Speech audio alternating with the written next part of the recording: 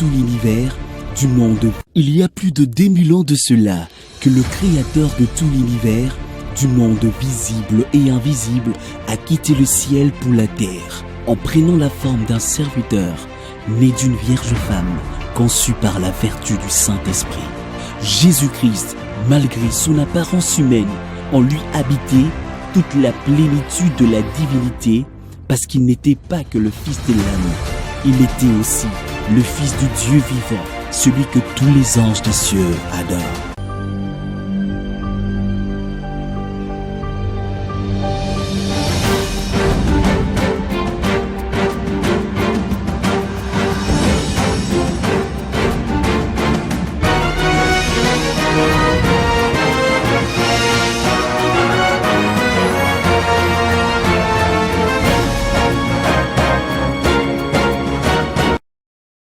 Shalom bien-aimés, je vous salue tous dans le nom précieux de notre Seigneur et Sauveur Jésus-Christ. C'est déjà l'heure de votre émission chrétienne Posons le fondement. Cette émission, c'est une émission de maturité, une émission d'enseignement, une émission où nous ramenons les enfants de Dieu à la base même de la vie chrétienne. Parce que quand on veut construire une belle maison, il faut beaucoup veiller sur la qualité de la fondation. La qualité d'une fondation détermine aussi la qualité d'une bonne maison. C'est pourquoi, dans cette émission Posons les fondements, nous retournons à la Bible, nous retournons aux enseignements de Jésus, nous retournons aux enseignements que les apôtres ont parlé, et c'est pourquoi nous sommes là. Moi, c'est le pasteur Cédric Lukusa. Je suis le pasteur de l'église Temple Chrétien Bon Carmel. Temple Chrétien Bon Carmel, nous sommes sur l'avenue Kitega au numéro 110 dans la commune de Kinshasa. Kitega, numéro 110 dans la commune de Kinshasa.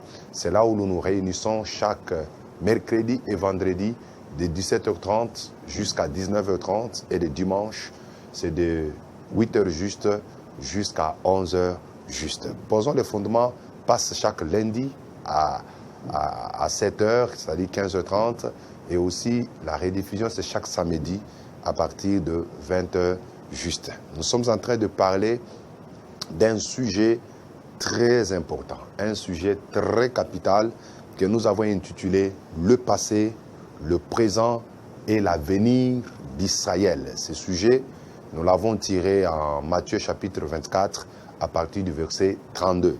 Et là, nous avons montré que le Seigneur, dans ces chapitres 24 de Matthieu, il a donné beaucoup de signes précurseurs de sa seconde venue. Et arrivé au verset 32, il dit, lorsque vous allez voir le figuier, ses feuilles commencent à devenir tendres, sachez que l'été est déjà proche et je suis à la porte, car cette génération ne passera pas. Et nous sommes exactement dans la dernière génération qui est en train de voir les signes du temps de la fin qui sont en train de s'accomplir à nos yeux. Alors, nous avons montré que le figuier là, dont Jésus était en train de parler dans les Écritures, le figuier peut représenter Israël. Peut représenter Israël. C'est pourquoi d'ailleurs, vous allez voir, aujourd'hui, c'est pratiquement la septième partie de notre sujet, parce que nous avons déjà parlé sur beaucoup de choses. Nous avons déjà parlé sur le passé d'Israël. Nous avons vu que c'était un passé glorieux, tout ça. Mais dans le présent d'Israël, nous avons montré que présentement, Israël a rejeté le Messie. Et le fait qu'Israël a rejeté le Messie, il y a beaucoup de conséquences qui doivent arriver. Et c'est là où nous avons vraiment beaucoup insisté la fois passée. Nous avons vu que Israël était représenté par 3 arbres. Premièrement, nous avons parlé de l'olivier qui parlait de la vie spirituelle d'Israël. Et la vie spirituelle d'Israël était caractérisée par des promesses. Nous avons vu Israël dans la Bible est aussi représenté par la vigne qui parlait de la vie religieuse d'Israël. Et cette vie est caractérisée par l'histoire des temples. Nous avons vraiment expliqué beaucoup là-dessus à l'émission passée. Vous pouvez toujours recourir au travers de notre chaîne YouTube et pour trouver toutes ces vidéos très, très, très riches. Et nous avons montré aussi que Israël pouvait être représenté par le figuier. Le figuier parlait de la vie nationale d'Israël. L'Israël comme étant une nation, c'est le figuier. Alors, nous avons montré que, selon Joël chapitre 1er, le verset 4, il y a eu 4 insectes qui représentaient 4 empires mondiaux qui devaient s'abattre sur la vigne ou le figuier qui était Israël. Nous avons montré l'empire de Babylone, l'empire des Mèdes et des Perses, nous avons montré l'empire grec et l'empire romain. Nous avons vu que ces empires se sont abattus sur les figuiers et la vigne qui représentait la vie nationale et la vie religieuse d'Israël. Mais nous avons vu que ces insectes ne pouvaient pas aller toucher à l'olivier. Pourquoi? Parce que l'olivier, c'est incarner les promesses d'Israël. On pouvait tout détruire en Israël, mais personne ne pouvait détruire les promesses que Dieu a pour ce peuple. C'est ainsi que nous avons montré que lorsque Jésus est venu, ce peuple-là a rejeté. Ils ont dit que son sang soit sur nous et sur leurs enfants. Ils ont rejeté le Messie. Ils ont dit, qui es-tu pour que nous croyions en toi? Qu'as-tu fait? Quel est le miracle que tu peux opérer pour que nous puissions croire en toi? Et Jésus leur avait dit, il n'y aura pas de plus grand miracle que celui de Jonas.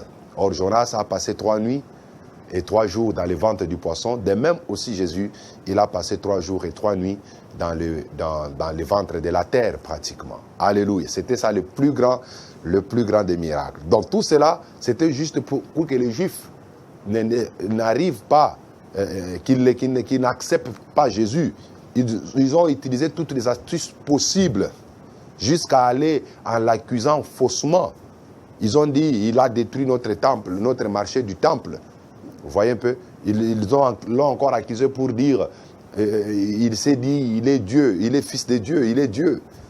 Ils l'ont lapidé, ils l'ont tué à cause de cela. Alors Israël a rejeté le salut que Dieu leur avait envoyé et cela a entraîné la destruction encore du temple. Cela les a encore entraînés à la dispersion pratiquement parmi les nations, destruction de leur nation.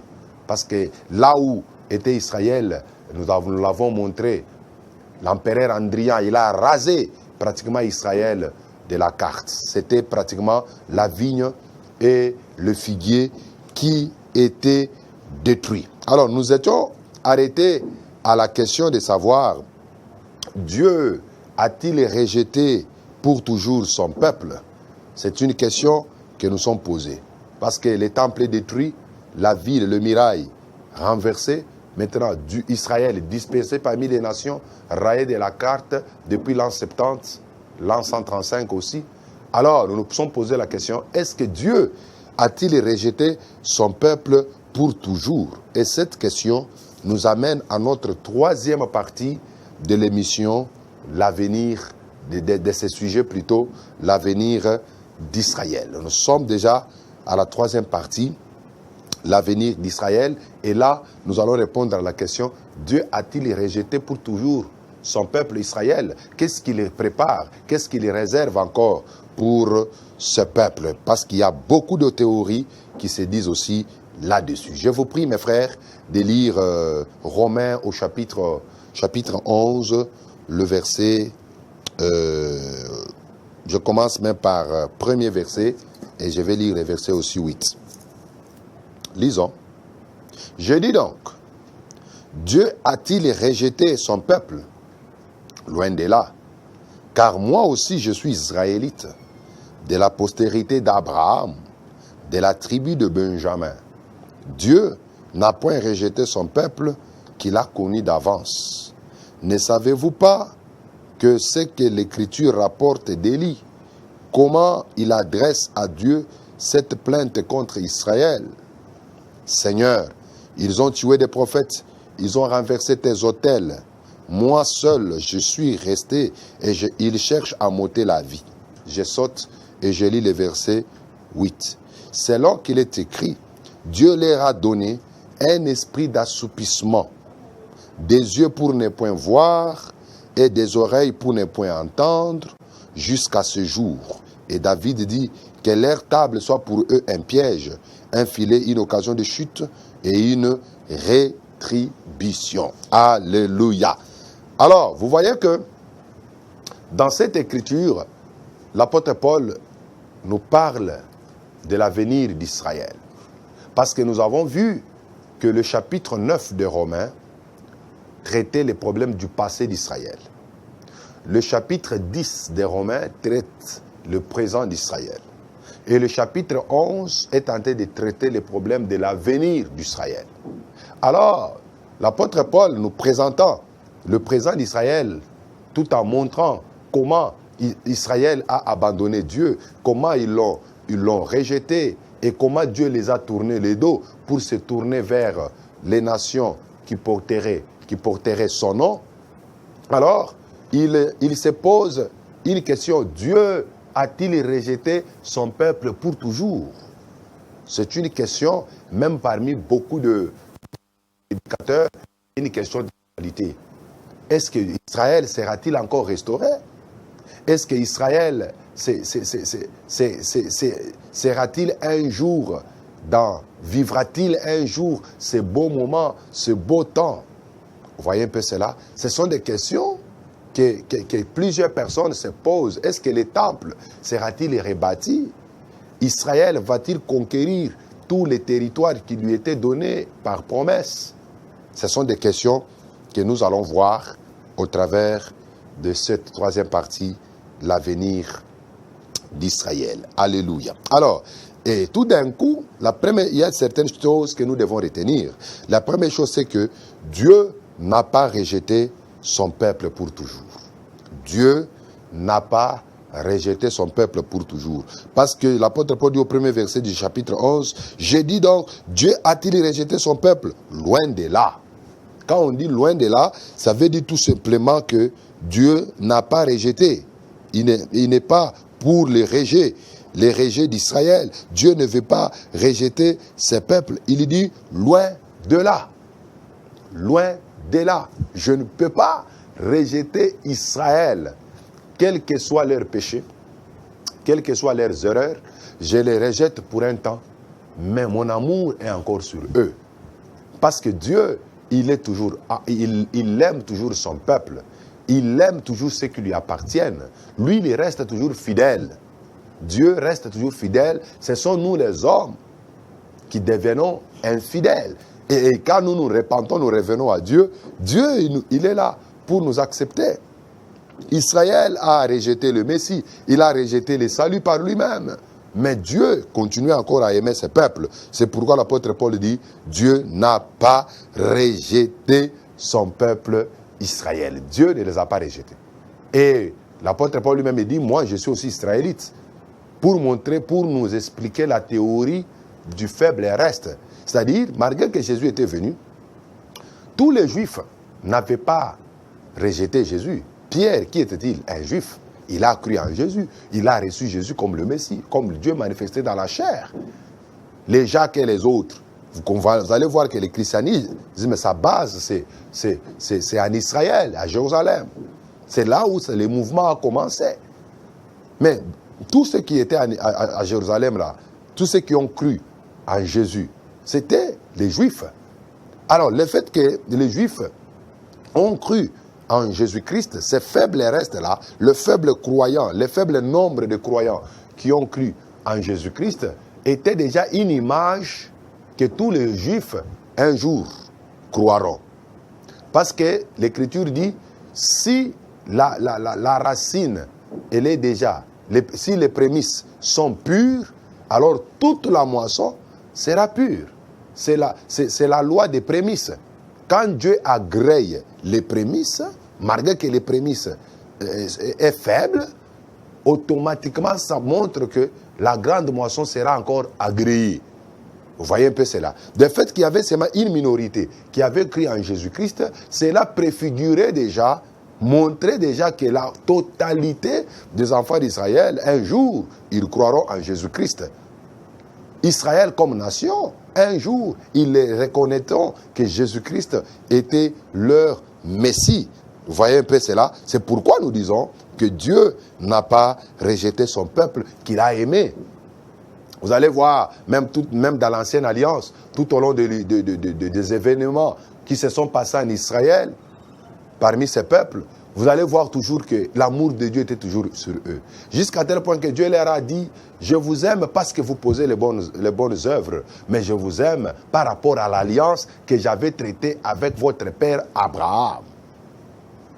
Vous voyez un peu cela? Dieu aime ses peuples, pas par rapport à leurs œuvres, mais par rapport à l'alliance qu'il avait traitée avec leur père Abraham. Alléluia. Et Dieu les bénit à cause de cette alliance. Vous allez voir que tout au long même de l'histoire, Dieu, il était fidèle à l'alliance avec Abraham. Sa colère pouvait s'enflammer pour les exterminer même tous. Mais à un certain moment, quand il s'est rappelé de l'alliance avec Abraham, sa colère s'apaisait un peu. Donc Dieu n'a pas rejeté son peuple Israël. Alléluia. Alors la deuxième chose à retenir, c'est que Dieu a envoyé à Israël un esprit d'assoupissement. Dieu a envoyé, il a donné aux Juifs un esprit d'assoupissement afin qu'ils aient les yeux pour ne pas voir et des oreilles pour ne pas entendre. C'est Dieu qui les envoie un esprit d'assoupissement. C'est ce que le verset 8 nous confirme. Il dit, selon ce qu'il est écrit, Dieu leur a donné un esprit d'assoupissement. Cet esprit d'assoupissement-là n'est pas venu du diable. C'est Dieu lui-même qui les envoie. Parce que dans le plan de Dieu, mes frères, les nations étaient aussi là-dedans. Si seulement les Juifs, mes frères, quand Jésus était venu, ils avaient cru en Jésus-Christ, l'histoire devait s'arrêter là-bas. La page du monde, l'histoire du salut, le plan de la rédemption devrait s'arrêter là. C'est comme ça que Dieu, comme il avait déjà planifié depuis l'éternité, que les nations aussi entreront dans le plan du salut, c'est ainsi que Dieu a envoyé à Israël l'esprit d'assoupissement. Alléluia. C'est comme le scénario qui s'est passé entre quand Israël était encore en Égypte.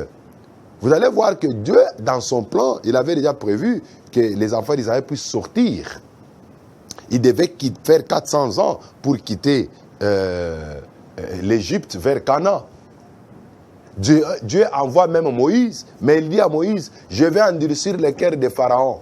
Tantôt, il veut que son peuple sorte. Tantôt, il endurcit encore le cœur de Pharaon pour qu'il ne libère pas le peuple. Mais tout cela, Dieu le faisait dans un objectif afin que sa puissance soit démontrée parmi les Égyptiens. Vous voyez un peu cela? Il voulait montrer à Pharaon qu'il était plus fort que lui. Il voulait montrer à Pharaon que toutes les autres divinités, parce que quand vous prenez chaque plaie, s'attaquait à une divinité précise. Que ce soit les sauterelles, s'attaquaient à une divinité. Que ce soit les fléaux là, de la mort des premiers-nés. Parce que les premiers-nés en Égypte étaient considérés comme un dieu. C'est comme ça que tous les premiers-nés devaient mourir. Donc chaque plaie éliminait, affaiblissait, montrait l'incapacité d'une divinité égyptienne. Et c'est Dieu qui endurcissait le cœur de Pharaon afin que toutes les divinités égyptiennes soient détruites, soient renversées. Afin que son peuple puisse sortir. Vous voyez un peu cela? Dieu, il veut libérer Israël, mais il envoie encore un esprit d'endurcissement chez Pharaon. C'est pratiquement ce qui s'est fait ici. Le fait que Dieu avait dans son plan le salut des nations, c'est comme ça que quand Jésus est venu, au temps convenable bien sûr, les enfants d'Israël ne l'ont pas reçu comme leur Messie d'une manière générale, comme la nation, en dehors des faibles restes. Mais Israël, comme une nation, n'a pas reconnu Jésus comme étant leur Messie. Et c'est Dieu qui les avait envoyé cet esprit-là d'assoupissement. Ils avaient des yeux pour voir, mais ils ne voyaient pas. Ils avaient les oreilles pour entendre, mais ils n'entendaient pas. Jésus pouvait parler, se présenter devant eux comme il voulait, mais les Juifs n'étaient pas prêts à entendre cela, ni à croire. C'est pourquoi Jésus a dit, heureux ceux qui croient sans avoir vu. Et ils ont même vu, mais ils n'ont pas cru. Mais nous, les gens des nations, nous sommes les bienheureux. Nous sommes les bienheureux parce que nous n'avons pas vu Jésus physiquement, mais nous croyons en lui. Nous les recevons comme le Messie. Nous les recevons comme le Fils de Dieu. Nous les recevons comme Dieu manifesté dans la chair. Oh mes frères, toi qui as cru en Jésus, tu es le bienheureux. Toi qui as cru en Jésus, tu es le bienheureux. Alléluia. Le Seigneur est tellement bon. Il est tellement merveilleux. Alors, nous allons encore continuer avec la parole du Seigneur. Dieu les a envoyés cet esprit d'assoupissement. Dieu les a envoyés, c'est l'aveuglement spirituel pour qu'ils demeurent dans leur incrédulité. Alors, la troisième vérité, c'est que leur chute a rendu accessible le salut pour les païens. Leur chute a rendu accessible le salut de païens. C'est-à-dire quoi? Le fait tout simplement que les Juifs n'ont pas cru en Jésus-Christ, c'est ce qu'on appelle chute. Ils sont tombés. Ils sont tombés dans l'incrédulité. Le fait qu'ils n'ont pas reconnu le Seigneur Jésus-Christ, c'est ainsi que le salut pour les païens est devenu possible. Quand on parle des païens, c'est-à-dire les non-juifs. C'est ainsi que le salut pour les non-juifs est devenu possible. Parce que sans l'endurcissement d'Israël, sans leur chute, c'était difficile pour que le non-juif puisse croire en Jésus-Christ. Romains, chapitre 11, nous allons lire le verset 11 à 12. J'ai dit donc, est-ce pour donner qu'ils ont bronché? Est-ce pour tomber qu'ils ont bronché? Loin de là. Mais, par leur chute, le salut est devenu accessible aux païens, afin qu'ils soient excités à la jalousie. Alléluia. Or, si leur chute a été la richesse du monde et leur amoindrissement, la richesse des païens, combien plus en sera-t-il ainsi quand ils se convertiront tous? Alléluia. Je demande peut-être à la technique, on peut m'aider pour le retour. Je ne vois pas absolument rien ici. Alors, c'est très important et très capital les choses que nous sommes en train de parler. Alors, l'apôtre Paul dit, j'ai dit donc, est-ce pour tomber qu'ils ont bronché? C'est une question. Loin de là. Mais par leur chute, le salut est devenu accessible aux païens. Le salut est devenu accessible aux païens, afin qu'ils soient excités à la jalousie. Qu'est-ce que l'apôtre veut nous dire? L'apôtre veut nous dire que si les Juifs, c'est bien, c'est vrai que Dieu, dans son plan de la rédemption, il avait toujours réservé le salut des non-Juifs.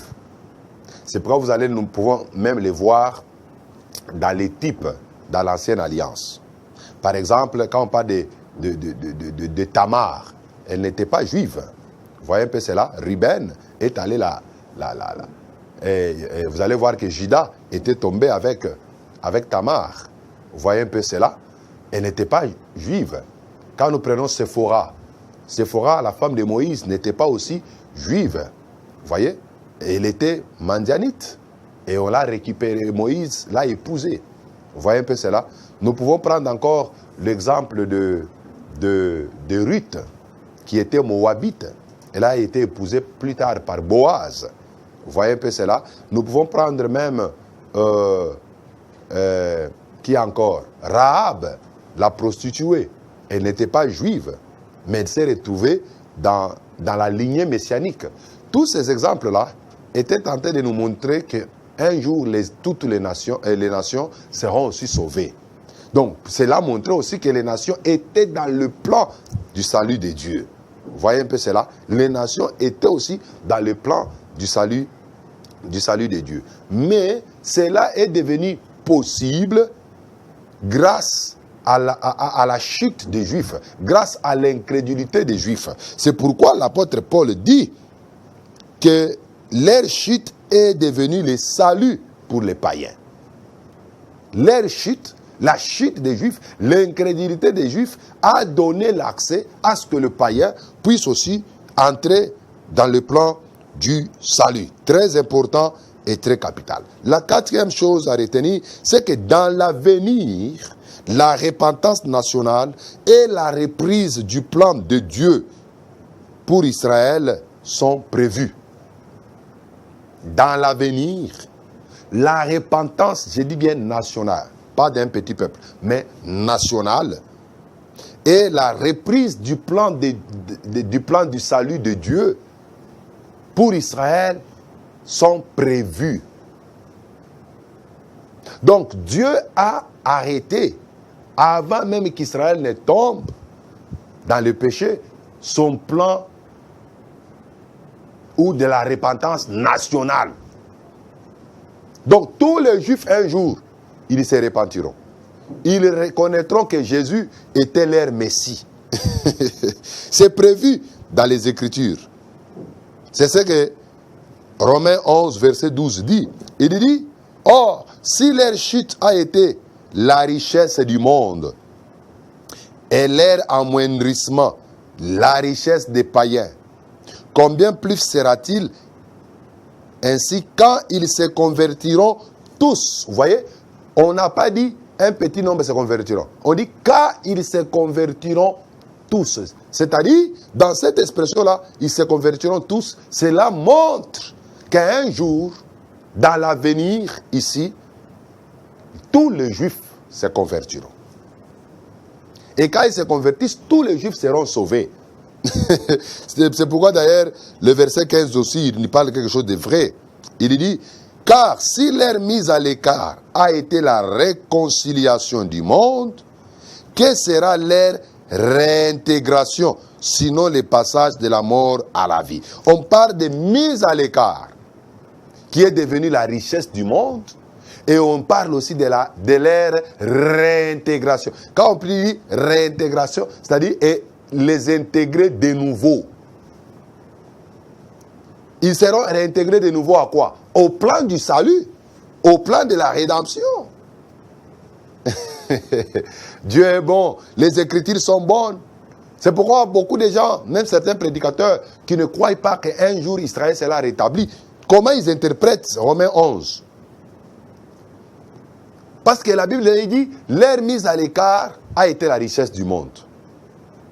À combien plus forte raison, leur réintégration.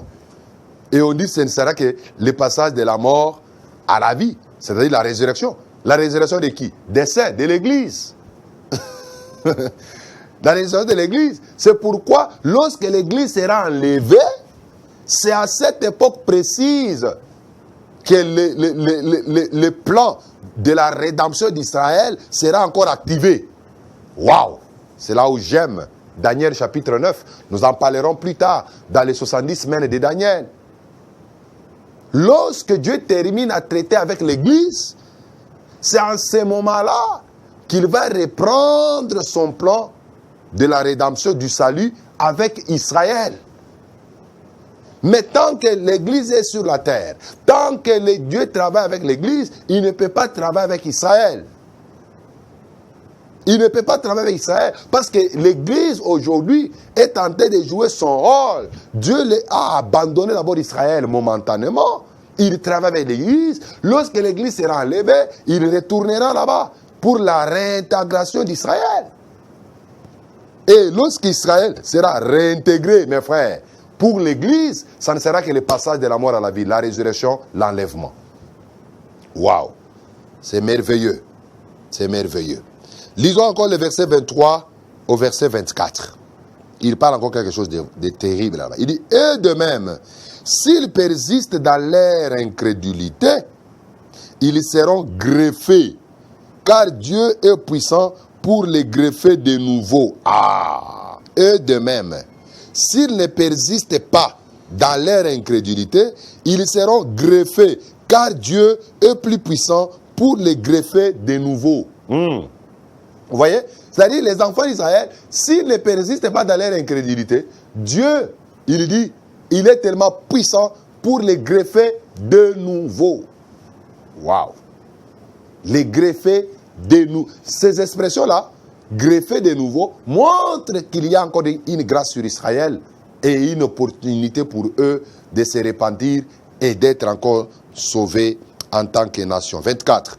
Si toi, tu as été coupé de l'olivier sauvage selon sa nature et greffé contrairement à ta nature sur l'olivier franc, à plus forte raison, eux seront-ils greffés selon leur nature sur leur propre olivier. Ils seront greffés sur leur propre olivier. Parce que la racine, c'est Dieu lui-même. Le tronc, c'est Christ. Et les branches, ce sont premièrement le juif qui était branché à ces plans de la rédemption. Mais lorsqu'ils ont rejeté Jésus, quelques-uns ont été débranchés. Et quand les uns ont été débranchés, on a greffé les gens, tous ceux qui ont cru en Jésus-Christ, quelles que soient les tribus, quelles que soient les nations, quelle que soit la race, ils ont été greffés. Mais Dieu dit, et là, ils ont été un peu, nous, les gens des nations, nous n'avons pas mérité cela. C'est par grâce que nous avons été greffés. Parce que nous sommes appelés olivier sauvage. Nous avons été greffés à l'olivier franc. Par la grâce. Mais les Juifs, eux, c'est par rapport à leur nature. Dieu est pour eux. Dieu est pour eux. C'est pourquoi l'apôtre Paul a dit, le salut vient des Juifs. C'est-à-dire, le salut là, c'était pour eux. Jésus-Christ là était venu d'abord pour eux. Vous voyez? Mais parce qu'ils l'ont rejeté, nous avons crié en Jésus, nous avons été greffés.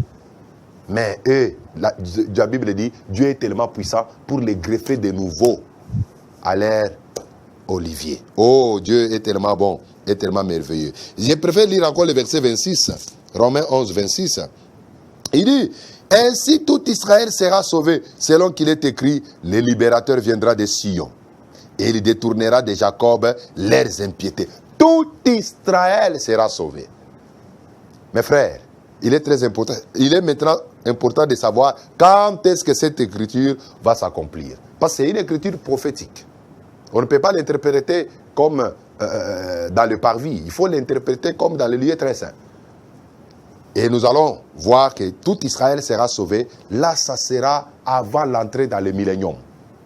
Après même l'enlèvement de l'Église. Cette prophétie ne s'accomplira pas maintenant pendant que l'Église est sur la terre. Mais avant l'entrée dans le millénium, tout Israël sera sauvé. Parce que le jour de la guerre d'Armageddon, lorsque le Seigneur descendra sur la montagne des Oliviers, oh, ils vont le voir, ils le reconnaîtront, ils prieront sur lui, tous se repentiront. C'est là que cette écriture va s'accomplir. D'ailleurs, Zacharie, chapitre 12, le verset 10, nous en avait aussi prévu que la repentance nationale sera réelle. Zacharie 12, le verset 10. Alors, je répandrai sur la maison de David et sur les habitants de Jérusalem un esprit de grâce et de supplication, et ils tourneront les regards vers moi, celui qu'ils ont percé. Ils pleureront sur lui comme on pleure sur un fils unique. Ils pleureront amèrement sur lui comme on pleure sur un premier-né. Alléluia. Vous voyez, Zacharie dit, Dieu dit à Zacharie, moi-même l'Éternel, je répandrai sur Israël un esprit de grâce, un esprit de supplication. Le même Dieu qui avait répandu sur eux un esprit d'assoupissement, il promet qu'il va répandre encore sur ce peuple un esprit de grâce, un esprit de supplication. Ils pleureront sur moi l'Éternel, moi qu'ils ont percé. Donc, celui qu'on perçait là, c'était l'Éternel. C'est pourquoi toi qui ne crois pas que Jésus est Dieu, tu t'es fait un grand mal. Parce que c'est lui qu'on perçait à Jérusalem là. C'est lui qui portait la couronne d'épines. C'était Dieu lui-même. C'est Dieu qui dit ici, moi qu'ils ont percé, ils plairont sur moi comme on plaire sur un fils unique venu de Dieu. Et Dieu dit, je répandrai un esprit de grâce sur eux. Waouh, c'est tellement bon, c'est tellement merveilleux. Et Jérémie, chapitre 23, Jérémie 23, le verset 6e. Jérémie 23, verset 6. L'Écriture dit, en son temps, Juda sera sauvé.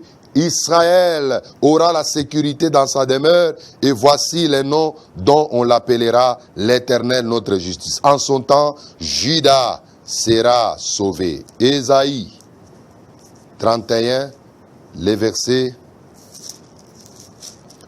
5. Ésaïe 31, le verset 5. Pour terminer. Comme des oiseaux déploient les ailes sur leur couvée, ainsi l'Éternel des armées étendra sa protection sur Jérusalem. Il protégera et délivrera. Il épargnera et il sauvera. Toutes ces écritures montrent qu'un jour, tout Israël se tournera vers le Seigneur. Ils se repentiront. Ils pleureront sur lui comme on pleure sur un fils unique. Et Dieu les sauvera. Dieu les délivrera de leurs ennemis. C'est vraiment très merveilleux et très capital. Alors, je voulais qu'on lise Osée. C'est par là que nous allons terminer aujourd'hui. Osée chapitre 1er. Je commence par le premier verset et puis je vais lire le verset 4 et je vais sauter un peu. La parole de l'Éternel fut adressée à Osée, fils de Béri, au temps d'Ozias, de Jotham, Akaz, Ézéchias, roi de Juda, au temps de Jéroboam, fils de Joas, roi d'Israël. La première fois que l'Éternel adressa la parole à Osée, l'Éternel dit à Osée, va, prends une femme prostituée et des enfants de prostitution, car les pays se prostituent et il abandonne l'Éternel. Il alla, il prit Gomer, fille d'Iblaïm. Elle conçut et lui enfanta un fils.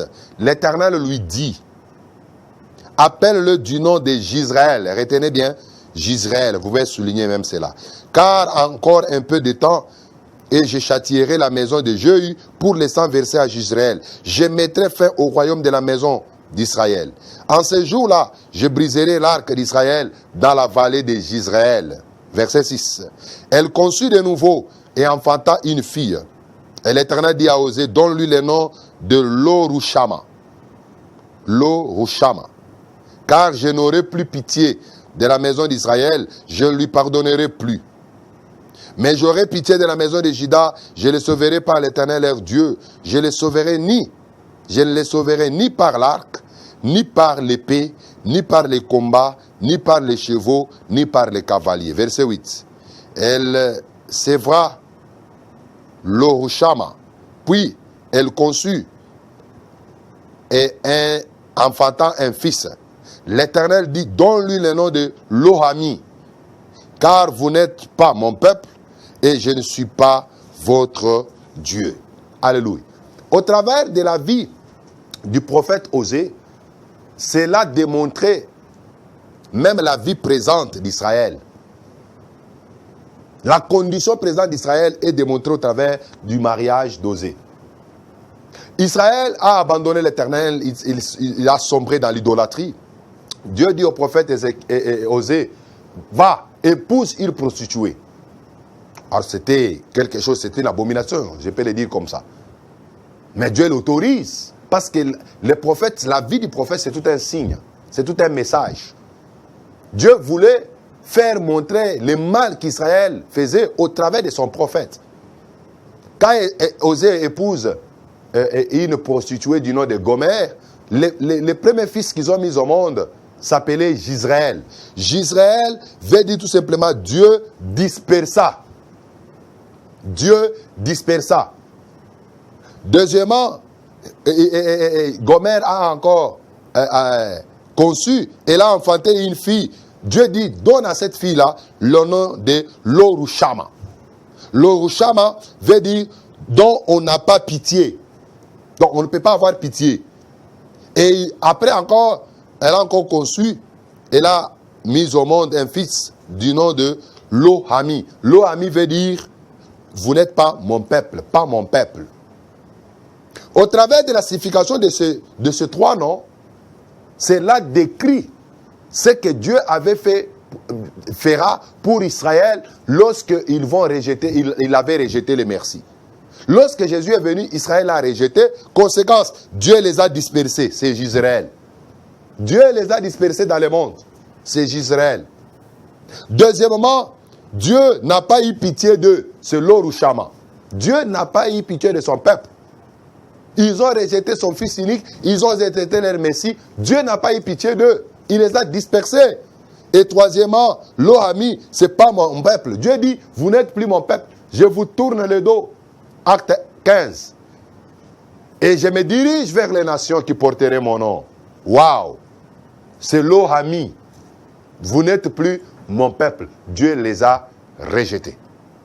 Mais nous avons dit, les rejets là n'est pas pour toujours. C'est un rejet momentané parce que bientôt, Dieu va réactiver le plan de rétablissement d'Israël. Et cela nous conduira à l'émission prochaine que nous allons voir le plan du rétablissement d'Israël. Comment maintenant le rétablissement d'Israël se fera? Nous allons voir encore la problématique du ministère d'Élie et le plan du rétablissement. Waouh! Qui rétablira Israël? Comment le processus de rétablissement sera déclenché? Comment ça se fera? Quels sont les indices qui montrent que réellement Israël ici sera rétabli? Ne manquez pas notre émission prochaine. Nous allons parler des meilleures choses qui vont beaucoup bénir votre vie chrétienne et qui vont vous affermir dans votre foi. Pour ce soir, que le Seigneur vous bénisse, qu'il vous bénisse abondamment. Soyez branchés pour la prochaine fois. Moi, c'est le pasteur Cédric Lukusa, pasteur du Temple chrétien Mont-Carmel. Nous sommes sur l'avenue Kitega, numéro 110, dans la commune de Kinshasa. C'est là où nous nous réunissons chaque mercredi et vendredi, de 17h30 à 19h30. Et le dimanche, c'est de 8h juste à 11h30. Nous avons le numéro de téléphone. Veuillez nous écrire, c'est un numéro sur WhatsApp. Posez des questions là où vous n'avez pas compris. Nous sommes là pour partager et pour vous aider encore beaucoup. Nous avons notre chaîne YouTube, Pasteur Cédric Lukusa officiel, même notre page Facebook, même nom. Alors veuillez entrer là-bas, visitez, abonnez-vous, écoutez toutes les prédications qui sont là-bas. Vous ne serez jamais déçus. Quant à moi, je vais vous retrouver le samedi prochain à la rediffusion à partir de 20h juste. À mon nom personnel et au nom de toute l'équipe technique des ZM TV, qui est notre meilleure chaîne chrétienne, et au concepteur de cette émission, Posons les fondements, notre frère Serge Katoumoua, je vous souhaite une très belle soirée avec le Seigneur. Ciao, que Dieu vous bénisse.